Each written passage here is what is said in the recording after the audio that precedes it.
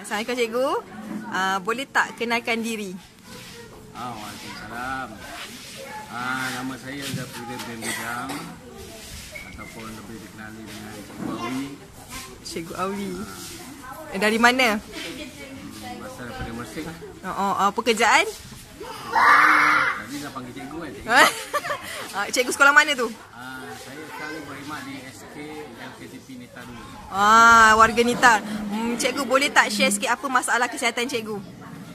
Masalah kesihatan saya, pertama sekali saya ni dah tak ada hempedu. Tak ada hempedu? Tak ada hempedu. Pada tahun 2010 operasi keluarkan hempedu kerana batu karang hempedu. Dan yang kedua saya punya masalah gastrik yang kuat.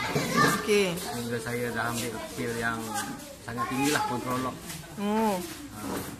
Dan yang ketiga saya punya masalah ialah kolesterol tinggi. Wow. Okey, jadinya cikgu boleh tak share apa yang cikgu buat untuk jaga kesihatan cikgu? Maksudnya macam mana? Sebab sekarang dengar pun dah macam sihat kan? Alhamdulillah. Okey, macam mana tu? Boleh share dengan kawan-kawan? Sebelum ni saya guna banyaklah produk. Saya cuba kan.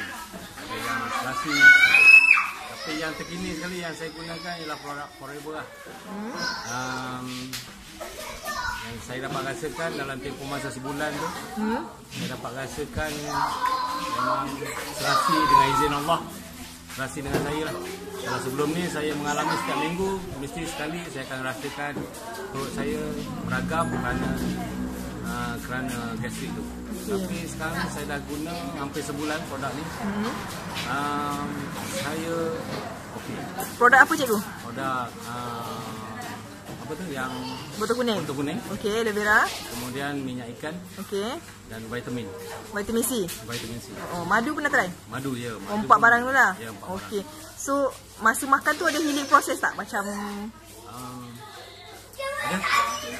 Untuk 3 atau 4 hari yang permulaan tu. Bila saya makan je saya akan rasakan tekak saya loyo. Okey. Tapi saya buang angin. Daun dan kentut. Biasa cikgu. Memang selesa sangatlah. Okey. Kemudian saya buang air besar, rasa puas. Dan 3 hari yang pertama tu memang seolah-olah dia macam buang habis je kan? Ya, buang habis. Kalau saya nak cerita warna pun kata orang loyo kan. Okey cikgu ada cadangan tak dekat kawan-kawan sebab kat luar sana tu ramai lagi yang ada masalah kesihatan. Ada tak cadangan? Saya rasa masalah saya ni kecil berbanding dengan mungkin ada yang lebih berat daripada saya. Tapi masalah saya walaupun kecil, tapi saya rasa beratlah pada saya dan alhamdulillah saya dah jumpa produk yang diizinkan dengan Allah ni. Dan saya mencadangkanlah bagi sesiapa yang rasa bermasalah seperti saya ataupun ada masalah-masalah lain. Produk ini memang terbaiklah yang Allah izinkan untuk saya berjumpa dengan produk ni dan saya gunakan. Dan daripada saya gunakan ni juga Allah izinkan saya juga untuk mendapat rezeki. Tu dia. Okey. Terima kasih cikgu.